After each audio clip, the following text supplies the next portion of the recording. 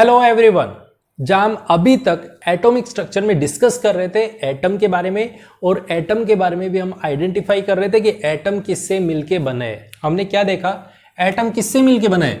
Atom के बारे में हमने जब पढ़ा तो हमने देखा एटम के अंदर इलेक्ट्रॉन है, उसमें प्रोटॉन है और उसमें न्यूट्रॉन है। इन तीनों से मिलके एटम बने। पहला क्वेश्चन हमारा क्लियर हो गया कि भाई एटम पहले हम क्या बोल रहे थे, इंडिविजुअल पार्टिकल हो जिसका हम कभी भी डिवाइड नहीं कर सकते हैं, लेकिन हमें यहाँ पे ये पार्टिकल मिल गया। पहली चीज तो क्लियर हो गई, चलो ठीक है। दूसरी चीज अब ये आ गया, जो सबसे बड़ा डाउट आया वो ये आया कि फिर ये मिलेंगे कहाँ पे। इन चीजों का हमने आइडेंटिफिकेशन तो कर लिया कि एटम में इलेक्ट्रॉन प्रोटॉन न्यूट्रॉन है, लेकिन ये चीजें मिलेंगी कहाँ पे, एटम में कहाँ होंगी। एटम में बोला कि एक चीज जो सबसे इंपॉर्टेंट थी वो ये थी कि एटम के अंदर भी एक न्यूक्लियस होगा,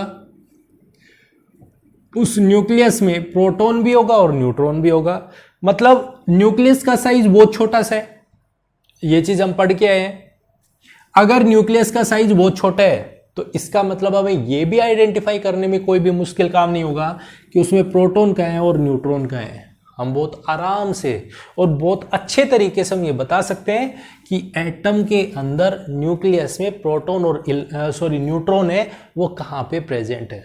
ठीक है, इनको भी हम बहुत आराम से फाइंड कर सकते हैं। लेकिन क्वेश्चन क्या था, क्वेश्चन ये था इलेक्ट्रॉन कहाँ पे है। क्योंकि हमें एक चीज पता चली, एक रूल हमने पढ़ा अभी और वो ये पढ़ा कि हीजनबर्ग ने एक और रूल दे दिया, और वो क्या रूल दिया कि हम कभी भी इलेक्ट्रॉन की एग्जैक्ट पोजीशन और वेलोसिटी कभी डिटरमाइन नहीं कर सकते, वो डिफाइन नहीं कर सकते। तो हमारे पास में ये चीज हमें डिफाइन नहीं हो पा रही थी, इलेक्ट्रॉन कहाँ होगा। फिर बहुत बड़ा क्वेश्चन था जिसके बारे में धीरे धीरे डिस्कशन हुआ, पूछा गया कि भाई कहाँ है इलेक्ट्रॉन, कहाँ मिलेगा। क्योंकि यहाँ पे बार बार में देख रहे थे इलेक्ट्रॉन, देख रहे यहाँ पे मिल रहे, वहां पे देखना स्टार्ट किया, फिर थोड़ी देर में वहां पे जस्ट सेकंड, तो जस्ट सेकंड मतलब उसका टाइम पीरियड के साथ में चेंजमेंट आ रहा था। ठीक है, इसी पर काम करने लग रहे थे एक साइंटिस्ट जिनका नाम था स्क्रोडिंगर। हम इसके डिटेल में नहीं जाएंगे कि स्क्रोडिंगर ने क्या क्या बोला, किस तरीके से। हम इसका एक हल्का सा ओवरव्यू लेंगे कि स्क्रोडिंगर का क्या कॉन्सेप्ट था, किस तरीके से वो समझाने की कोशिश कर रहे थे। तो साइंटिस्ट आए स्क्रोडिंगर, जिन्होंने क्या किया, जिन्होंने 10,000 इलेक्ट्रॉन्स पे 20,000 इलेक्ट्रॉन्स पे बार बार एक ही रिसर्च की, और उसने आइडेंटिफाई किया, उसने एक सजेशन दिया। और उसने क्या सजेशन दिया कि यहां पे अगर यदि मैं एक एनर्जी प्रोफाइल डायग्राम बनाता हूं, वहां पे मैं देखता हूं न्यूक्लियस है मेरा, ये है, जहां पे वो एक आइडेंटिफिकेशन देते हैं कि जहां भी इलेक्ट्रॉन मिलेगा, जैसे उसने रिसर्च किया तो पहली बार उसने देखा कि इलेक्ट्रॉन यहां पे मिला, दूसरी बार देखा तो उसने यहां पे मिला, ऐसे मतलब उसने यू आइडेंटिफाई किया। और उसने एक चीज नोटिस की, उसने इस तरीके से डॉट बनाने स्टार्ट कर दिए। जहां भी इलेक्ट्रॉन मिलने की पॉसिबिलिटी थी या जहां भी वो इलेक्ट्रॉन को फाइंड कर रहा था, हर बारी इलेक्ट्रॉन जहां भी मिल रहा था उसने वहीं पे डॉट लगाने स्टार्ट कर दिए, डॉट लगाने स्टार्ट कर दिए इस तरीके से।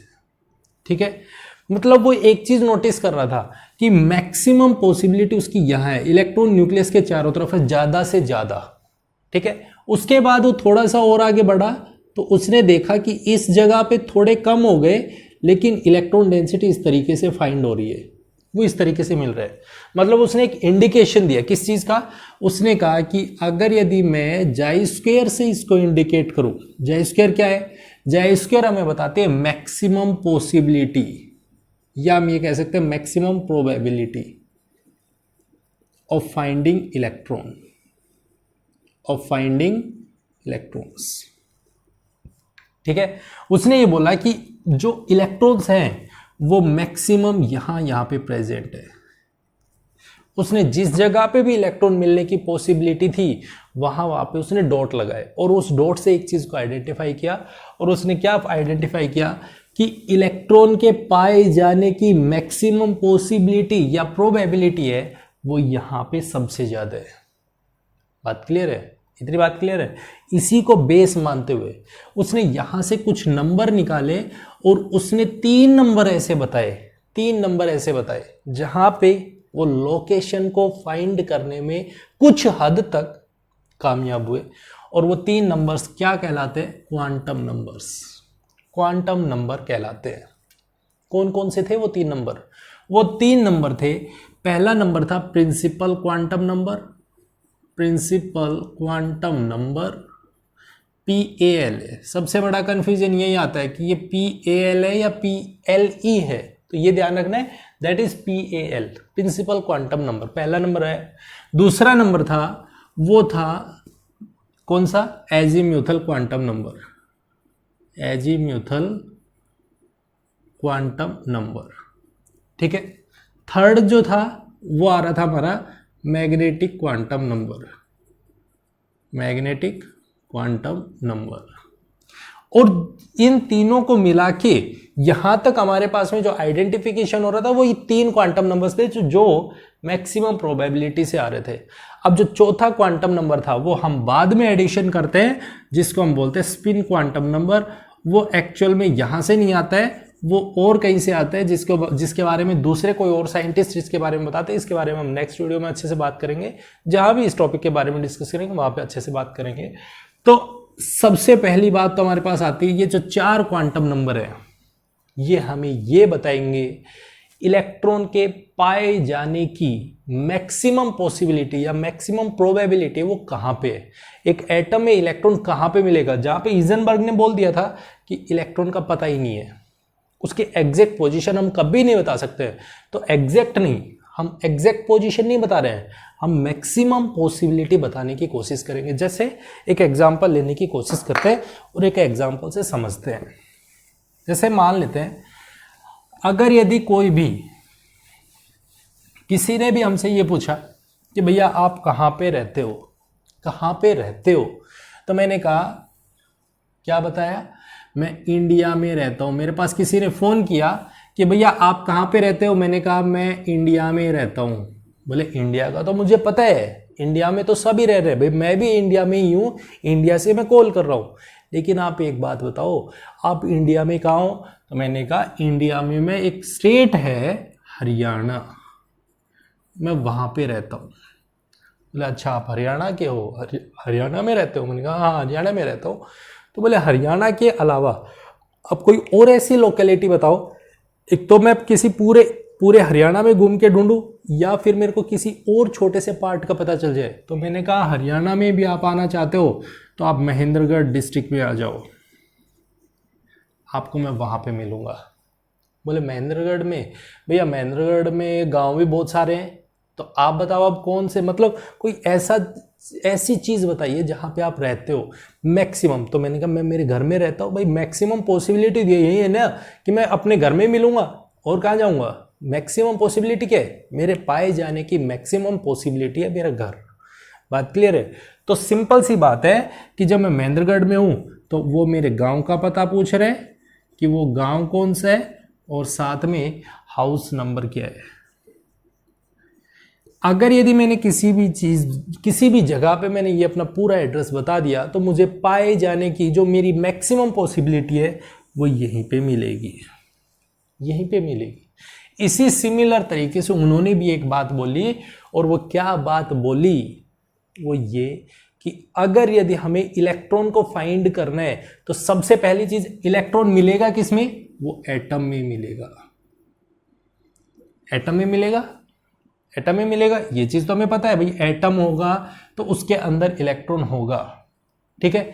अब इलेक्ट्रॉन कहां मिलेगा? एटम में सेल मिलेगी। आप एक चीज नोटिस करना, क्या चीज, कि जैसे आप एटम को देखोगे तो एटम के अंदर एक सेल मिलेगी। इलेक्ट्रॉन को पता करने की कोशिश कर रहे हो तो आप इलेक्ट्रॉन में सेल में जाना। जब आप सेल में जाओगे तो सेल के अंदर का दरवाजा जैसे आप खोलोगे तो आपको आगे एक और दरवाजा मिलेगा जिसको हम सब शेल बोलते हैं, जिसको हम क्या बोलेंगे? सब शेल बोलेंगे, ठीक है। अब सब शेल बोल दिया, जैसे ही आपने सब शेल का दरवाजा खोला आप उसके भी अंदर एक और चीज फाइंड करोगे और जिसको हम बोलेंगे ऑर्बिटल होगा। इसका मतलब ये हो गया आपको जो इलेक्ट्रॉन मिलेगा वो इलेक्ट्रॉन ऑर्बिटल में मिलेगा। यहां से हमारे पास 3 टर्म्स नहीं आई, कौन कौन सी? एक तो आई मेरी सेल, दूसरी आई मेरी सब शेल, और तीसरी आई मेरी ऑर्बिटल। यहीं से मेरे पास में 3 क्वांटम नंबर्स आए निकल के, और वो 3 क्वांटम नंबर अलग अलग नंबर्स को, अलग अलग टर्म्स को डिफाइन कर रहे हैं। जो शेल को डिफाइन कर रहे हैं that is principal quantum number, principal quantum number. ठीक है। सेकंड जो मेरे को डिफाइन कर रहे हैं वो सबशेल है, और वो सबशेल किसको डिफाइन कर रहे हैं, that is azimuthal quantum number. हालांकि हम इनके बारे में अच्छे से डिस्कस करेंगे, बिल्कुल एक एक टॉपिक के बारे में, एक एक के बारे में अलग से पढ़ेंगे, ध्यान से पढ़ेंगे। ठीक है। ऑर्बिटल के बारे में बात करता है, वो मैग्नेटिक क्वांटम नंबर है जो इसके बारे में डिफाइन करते हैं, मैग्नेटिक क्वांटम नंबर। ठीक है। हमारे पास ये 3 क्वांटम नंबर्स थे जो यहां से क्या बताते हैं, इलेक्ट्रॉन के पाए जाने की मैक्सिमम पॉसिबिलिटी। ध्यान देना है, मैंने ये नहीं बोला कि एग्जैक्टली वहां पे मिलेगा, क्योंकि हिजनबर्ग कॉन्सेप्ट को कभी भी हम नेग्लेक्ट नहीं कर सकते हैं। हिजनबर्ग ने क्या बोला, एग्जैक्ट नहीं बता सकते हैं। तो यहां पे हम क्या बताएंगे कि जो इलेक्ट्रॉन है वो मैक्सिमम कहां पे मिलेगा, मैक्सिमम पॉसिबिलिटी कहां है, वो डिफाइन कीजिए। ठीक है, बात क्लियर है। यहां पे मेरा इस घर में मिलने की कोई, मैं ये थोड़ी कह रहा हूं 100% मैं घर में ही मिलूंगा, नहीं। जिस टाइम में कोई आएगा तो मे भी मैं गांव में घूमने गया हूं, मे भी मैं कहीं बाहर घूमने गया हूं, मैं मार्केट में गया हूं, तो क्या मैं उस टाइम में, जिस टाइम में कोई मुझे मिलने आ रहा है, क्या मैं 100% वहां पे मिलूंगा, नहीं। लेकिन मेरी मैक्सिमम पॉसिबिलिटी है कि मैं घर पे पहुंच जाऊं। अगर घर पे पहुंच गया तो मेरे को वहीं मिल सकता है, मिल सकता है, 100% नहीं है, पॉसिबिलिटी है मैक्सिमम। बात क्लियर है, चाहे मुझे वेट करना पड़े लेकिन मिल सकता है। ऐसा हो गया, इतनी बात क्लियर हो गई। तो हम सबसे पहले स्टार्ट करने की कोशिश करते हैं। पहला क्वांटम नंबर जिसको हम पढ़ते हैं प्रिंसिपल क्वांटम नंबर। देखिए, सबसे पहले एक तो वर्ड दिमाग में आता है कि हमने इस थ्योरी को क्वांटम क्यों बोला, इसको हमने क्वांटम क्यों बोला। देखो, क्वांटम का मतलब होता है माइक्रो लेवल पे किसी चीज को डिस्कस करना। माइक्रो लेवल का मतलब है बिल्कुल अंदर डीप में जाके हम किसी चीज को पढ़ने की कोशिश करें, मतलब हमें छोटे से छोटे पार्ट को पढ़ना है। अभी तक तो हमारे लिए क्या हो रहा था, इलेक्ट्रॉन ही एक छोटा पार्ट था। ठीक है। अब इलेक्ट्रॉन को ढूंढने के लिए हमें छोटे छोटे दरवाजे खोलने पड़ रहे हैं, मतलब हम स्मॉल पार्ट की बात कर रहे हैं, स्मॉल डिस्कशन कर रहे हैं। इसलिए हम इसको बोलते हैं क्वांटम मैकेनिकल थ्योरी या वेव थ्योरी भी इसको बोलना स्टार्ट कर देते हैं। उसके बारे में कभी हम फर्दर डिटेल बात करेंगे। तो अभी हम पढ़ते हैं क्वांटम नंबर्स के बारे में। जो पहला क्वांटम नंबर है that is principal quantum number. ठीक है, ध्यान से समझना है क्योंकि सबसे ज्यादा इंपॉर्टेंट है। क्यों इंपॉर्टेंट है ये भी समझ लो, क्योंकि हमारी जितनी भी केमिस्ट्री चलती है, चाहे उसमें ऑर्गेनिक हो, चाहे फिजिकल हो, चाहे इनऑर्गेनिक हो, इनऑर्गेनिक का तो सबसे ज्यादा बेसिक पार्ट है, सबसे ज्यादा बेसिक पार्ट है। क्योंकि जितना भी ये पार्ट यूज होगा वो सारे का सारा हमारी पूरी केमिस्ट्री में चलेगा। और ये समझ लेना एटॉमिक स्ट्रक्चर का एप्लीकेशन पार्ट चल पड़ा है। ठीक है, तो सबसे पहली चीज हम डिस्कस करते हैं क्वांटम नंबर में प्रिंसिपल क्वांटम नंबर, जिसको हम इंडिकेट करते एन से। क्लियर है, एन से इंडिकेट करते हैं। पहली चीज, किस चीज को डिफाइन करते हैं, तो ये डिफाइन करता है सेल को। अब ये सेल है क्या चीज, सेल है क्या चीज, जिसको हम ऑर्बिट भी बोल देते हैं। ठीक है, जिसको हम ऑर्बिट भी बोल रहे हैं। अब सबसे बड़ा क्वेश्चन ये आ जाता है, सेल के बारे में क्या चीज डिफाइन करेगा। भाई सेल क्या चीज है, किसके बारे में डिफाइन कर रहे हैं। तो एक चीज अगर यदि हम ध्यान से समझे तो हमने बोर एटॉमिक मॉडल पढ़ा, बोर्स एटॉमिक मॉडल।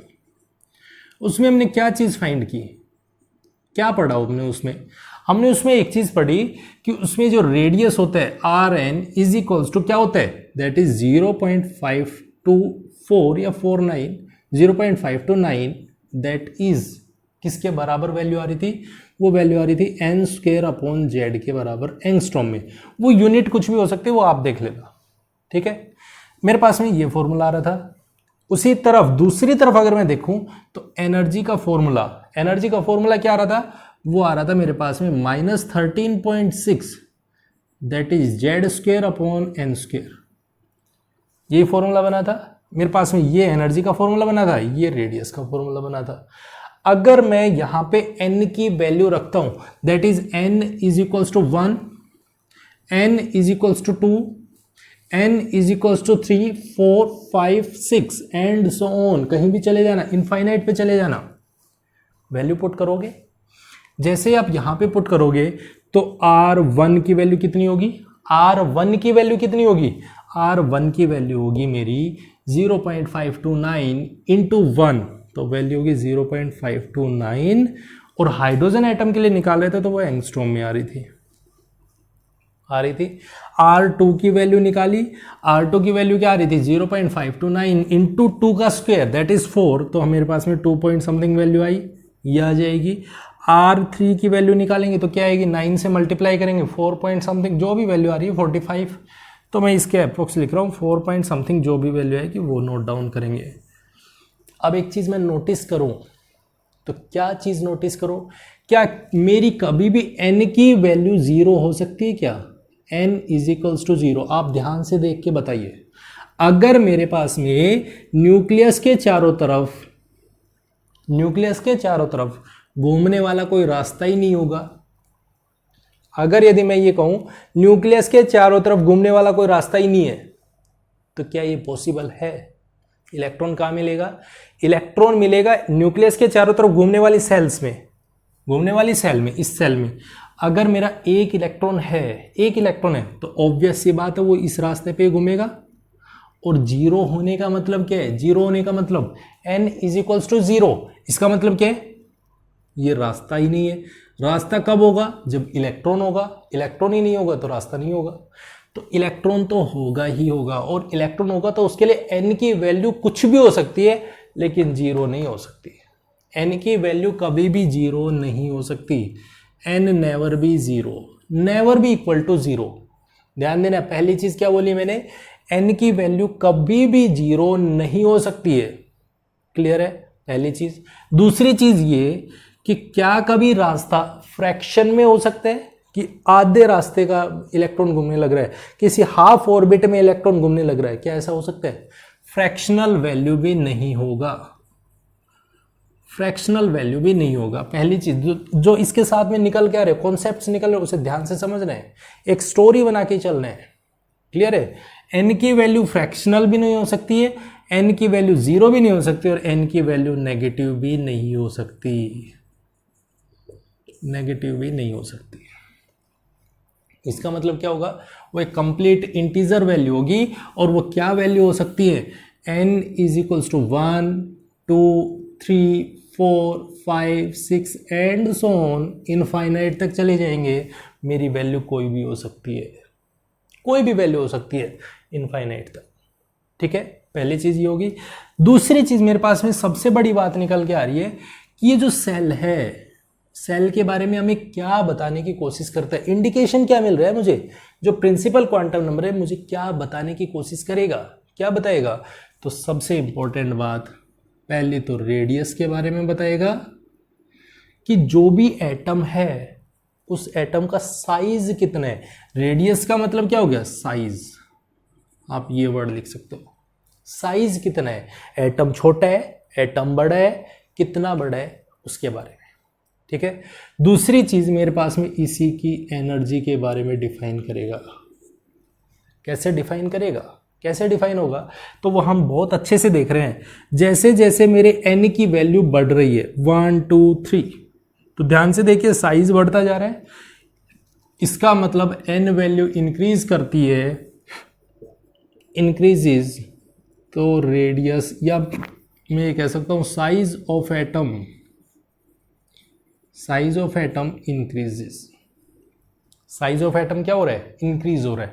और दूसरी तरफ अगर यदि मैं देखूं n इंक्रीज कर रहे हैं तो एनर्जी देखिए, एनर्जी इंक्रीज कर रही है डिक्रीज कर रही है, ध्यान से देखो नेगेटिव साइन है, इनवर्सली प्रोपोर्शनल है लेकिन नेगेटिव साइन है। ऑब्वियस सी बात है, नेगेटिव इनवर्सली प्रोपोर्शनल है तो वैल्यू बढ़ेगी, तो ये वैल्यू छोटी होती जाएगी, लेकिन छोटी होगी विद नेगेटिव साइन तो इंक्रीज करेगी, तो एनर्जी भी इंक्रीज करेगी। तो मेरे पास में सेल के बारे में क्या चीज पता चली कि हम जैसे जैसे न्यूक्लियस से, यहाँ पे न्यूक्लियस है, इस न्यूक्लियस से दूर जाते जाएंगे, दूर जाते जाएंगे, दूर जाते जाएंगे, n is equals to 1, n is equals to 2, n is equals to 3, देखो साइज बढ़ गया, तो हमारे पास में एनर्जी भी बढ़ेगी, एनर्जी इंक्रीज करती जाएगी। बात क्लियर है? पहला पॉइंट जो सबसे इंपॉर्टेंट है, एन की वैल्यू जीरो नहीं हो सकती, कभी नहीं होगी। एन की वैल्यू फ्रैक्शनल नहीं होगी, एन की value 1 2 3 4 5 and so on infinite तक चले जाएंगे, वही वैल्यू होगी। बात क्लियर है?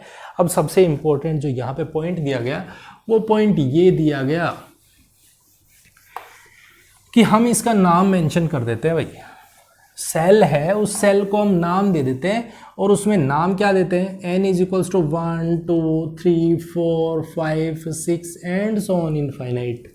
तो हम इसमें नाम दे देते हैं। फर्स्ट शेल होगी तो इसको हम के शेल बोल सकते हैं, सेकंड होगी इसको एल बोल देंगे, एम बोल देंगे, एन बोल देंगे, ओ बोल देंगे, पी बोल देंगे। इस तरीके से हम अपनी लैंग्वेज में भी इसको बोल सकते हैं। अगर किसी ने बोल दिया पी सेल में प्रेजेंट है, इलेक्ट्रॉन मेरा पी सेल में है, इसका मतलब क्या है, पी सेल का मतलब वो 6th सेल में प्रेजेंट है, 6 सेल में है।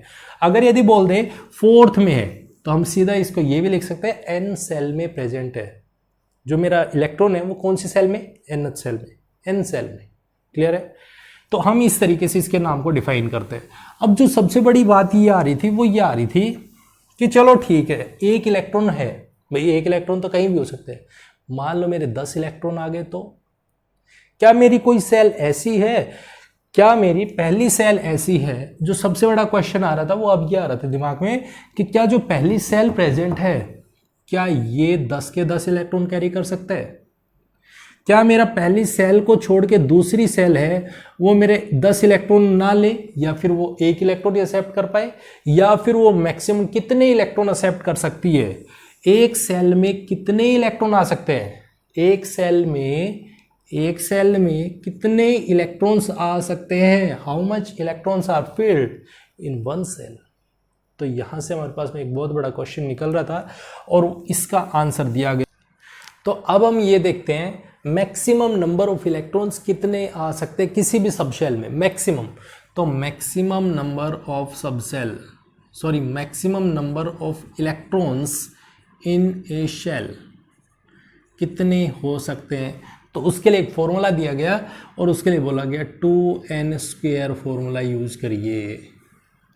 जब आप इसमें n की वैल्यू रखेंगे, n की value that is 1, n is equals to 1, तो नंबर ऑफ इलेक्ट्रॉन्स कितने हो गए, नंबर ऑफ इलेक्ट्रॉन्स कितने हो गए, n इज इक्वल टू 1, 1 का स्क्वायर 1, 2 से मल्टीप्लाई तो दैट इज 2।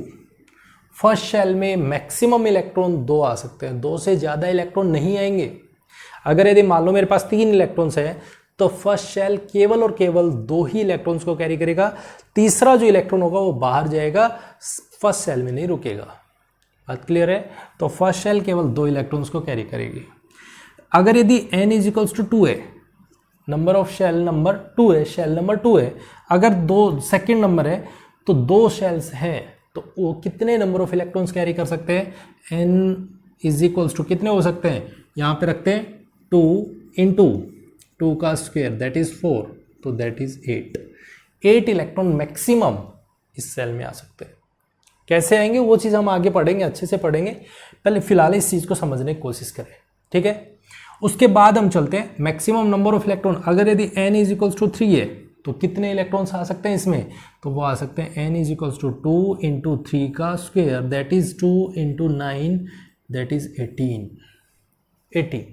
फोर्थ में कितने आएंगे, फिर फोर्थ में आ जाएंगे 32। इस तरीके से हम आइडेंटिफाई करते हैं। फिफ्थ में कितने आ सकते हैं, वो आ सकते हैं 50, ठीक है। कैलकुलेट कर लेना, अच्छे से आ जाएगा समझ। बात क्लियर है? मैक्सिमम नंबर ऑफ इलेक्ट्रॉन्स कैसे आइडेंटिफाई किया, ये चीज़ समझ में आ गई, ठीक है।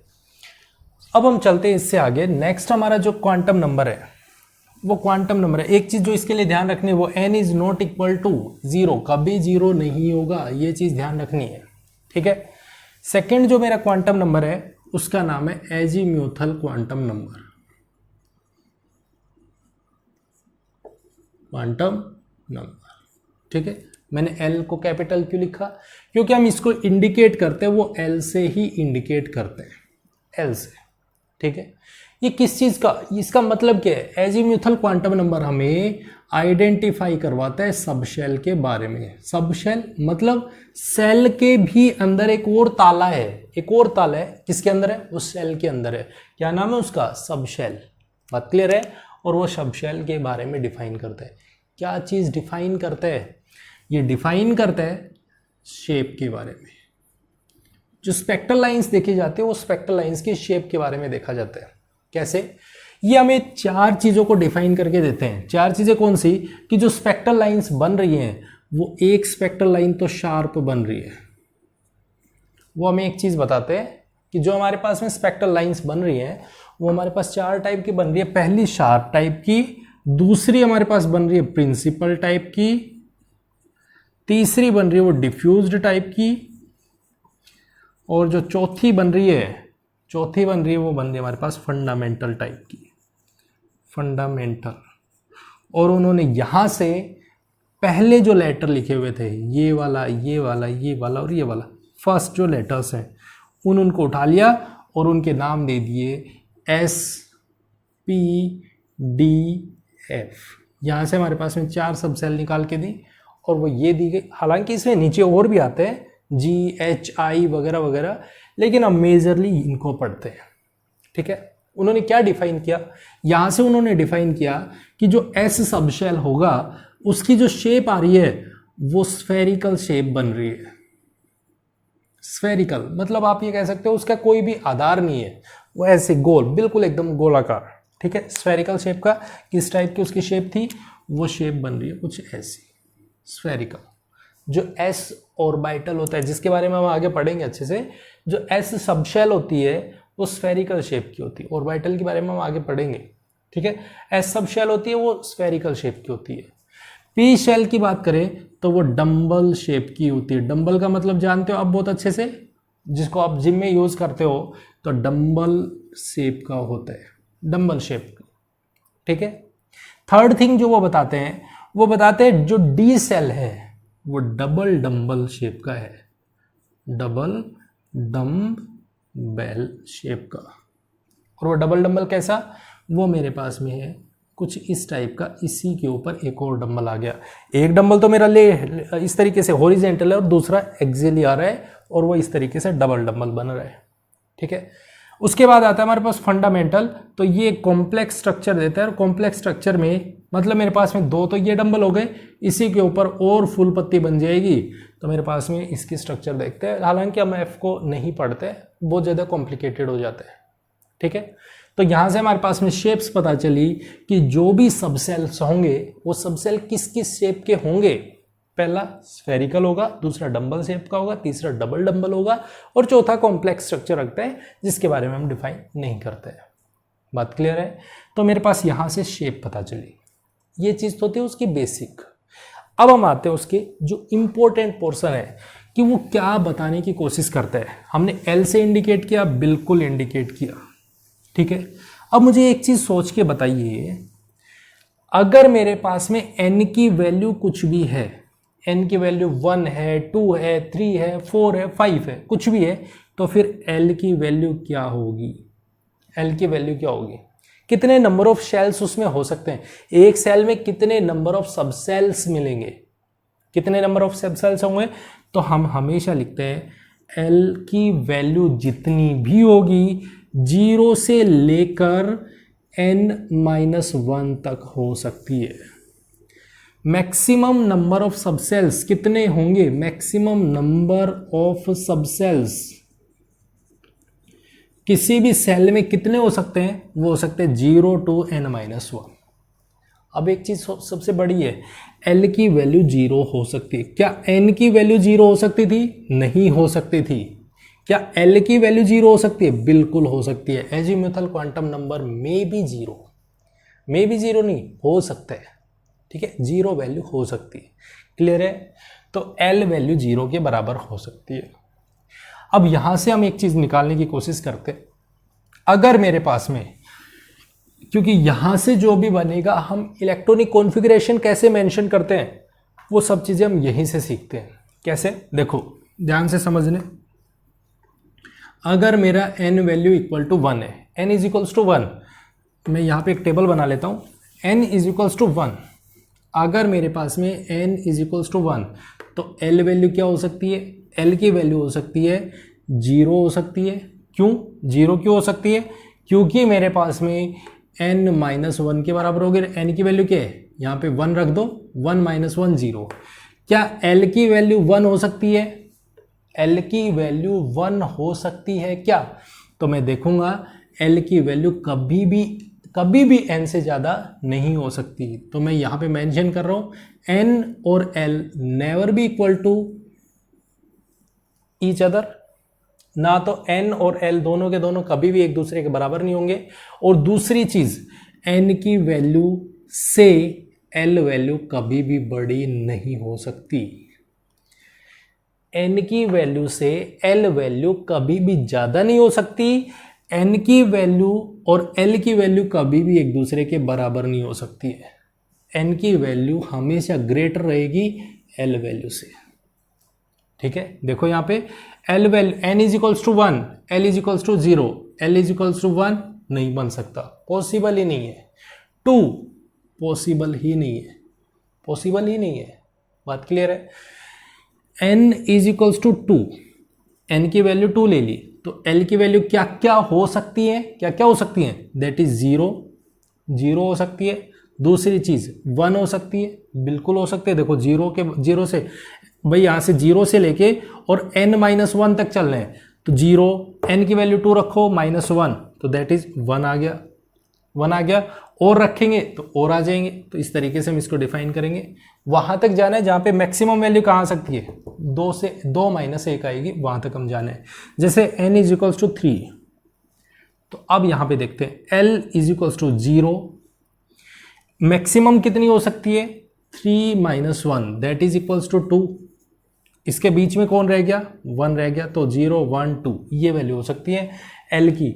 अगर मेरे पास n इज इक्वल्स टू 1 है तो l is equals to 0, n is equals to 2 तो l is equals to may be 0 may be 1, लेकिन इससे ज़्यादा नहीं हो सकता। n is equal to 3, l is equals to 0 1 2। Clear है? तो हम इस तरीके से इनको डिफाइन करते हैं। ये बात समझ में आ गई? मान लो देखो, अब आपको खुद निकाल के देखना है। n इज इक्वल्स टू 4 है, अगर यदि n की वैल्यू 4 है तो l वैल्यूज क्या क्या हो सकती हैं? क्या क्या हो सकती है? तो वो क्या क्या हो सकती है? 0 हो सकती है, 0 से लेकर मैक्सिमम कौन सी हो सकती है? n माइनस 1 तक हो सकती है। n की वैल्यू कितनी है? 4, यहाँ पे रखो 4 रख दिया। 4 minus 1 that is equals to 3, ये वैल्यू हो गई 3। अब 0 से और 3 के बीच में क्या क्या वैल्यूज बची हुई है?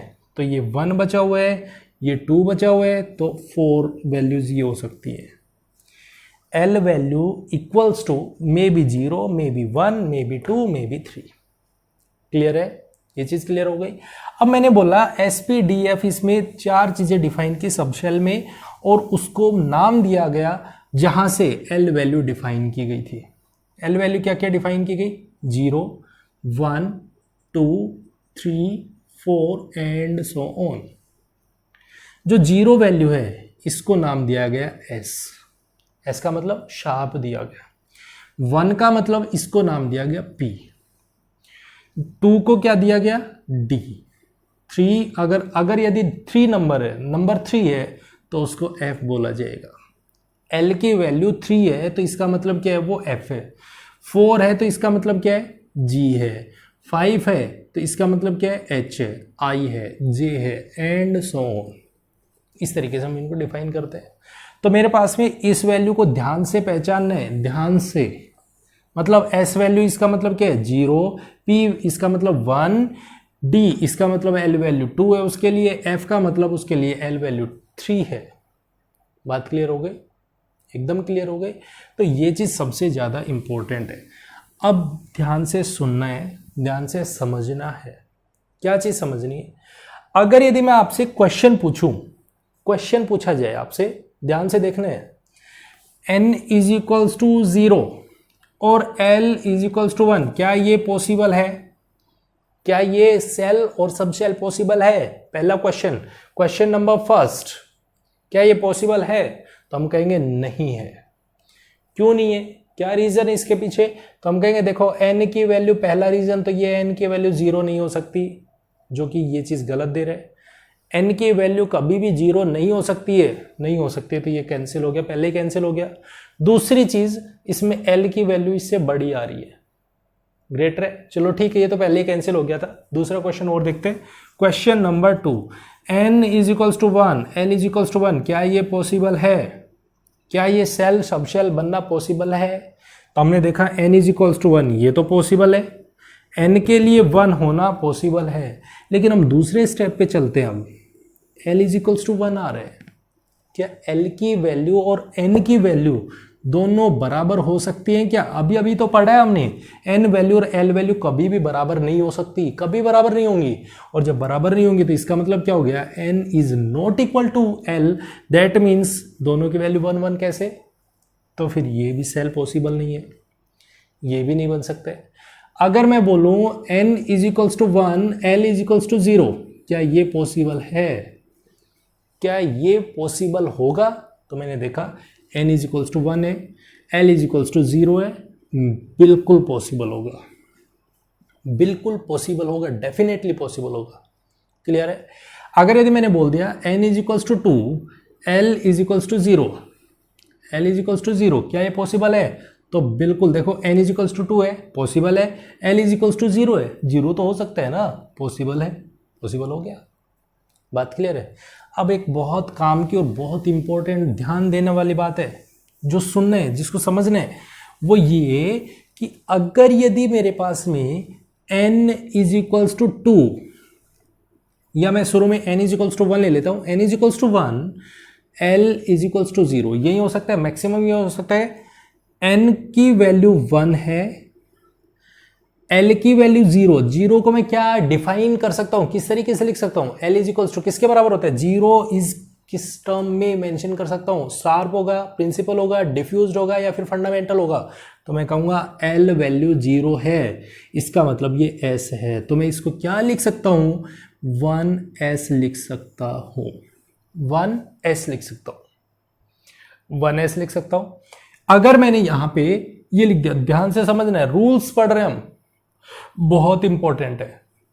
n is equals to, n is equals to क्या, 1, l इज इक्वल्स टू 1, क्या ये पॉसिबल है? क्या ये पॉसिबल है कि n is equals to 1, l is equals to 1, possible है? देखो n is equals to 1, l is equals to 1, दोनों बराबर दे रखे हैं, नहीं है, पॉसिबल ही नहीं है, पहली चीज पॉसिबल ही नहीं है। मतलब पॉसिबल क्या नहीं है, क्या नहीं है?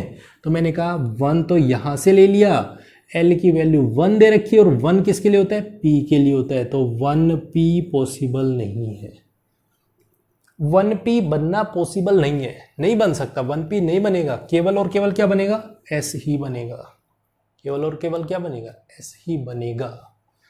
क्लियर हो गई बात, एकदम क्लियर हो गई। चलो देखो एक चीज और देखते, 2s के लिए देखते, n is equals to 2, l is equals to 0, क्या ये पॉसिबल है? बिल्कुल पॉसिबल है।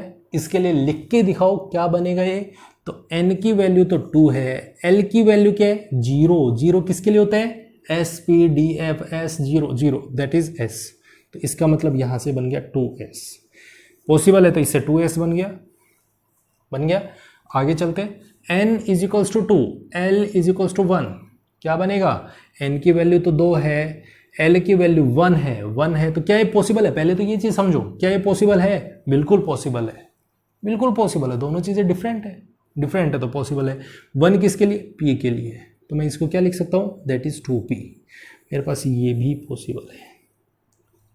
सेकंड सेल के लिए मेरे पास 2 सब सेल्स होती है, 2s 2p, 2 सब सेल्स होती है, वो ये चीज हो गई, हो गई।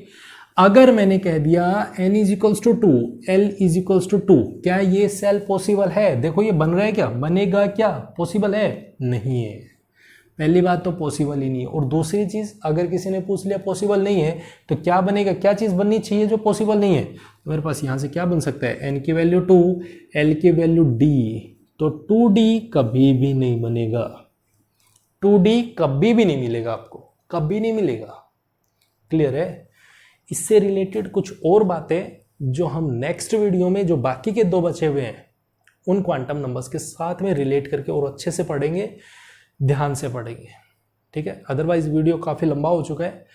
तो अभी हम इसको यहीं पे स्टॉप करते हैं। नेक्स्ट वीडियो में पहले आप यहाँ तक अच्छे से पढ़िए, उसके बाद में नेक्स्ट वीडियो में अच्छे से देखेंगे, अच्छे से बातें करेंगे। ठीक है, हम बेसिक से बातें कर रहे हैं, बिल्कुल स्टार्टिंग से, कोई चीज़ बचनी नहीं चाहिए। क्योंकि ध्यान दे रहे हैं, मैंने बोला है, बार बार बोला है, सबसे ज़्यादा इंपॉर्टेंट आपका इनऑर्गेनिक, ऑर्गेनिक और फिजिकल, तीनों के लिए सबसे ज़्यादा इंपॉर्टेंट टॉपिक है ये। ठीक है, तो ध्यान से समझना है, एक एक चीज़ को कॉन्सेप्चुअली समझना है। क्लियर? तो आई होप आप लोगों को ये लेक्चर पसंद आया होगा। अगर पसंद आए तो इसे लाइक, कमेंट और शेयर जरूर करें, और चैनल को अभी तक सब्सक्राइब नहीं किए तो प्लीज़ चैनल को अभी सब्सक्राइब करें, और साथ में इसे शेयर भी करें अगर आपको पसंद आ रहा है तो। और अगर आपको पसंद नहीं आ रहा है तो प्लीज़ इसे डिसलाइक करें, और साथ में कमेंट मेंशन करें कि किस चीज़ की कमी है जो आपको पसंद नहीं आई है। Thank you very much and have a nice day.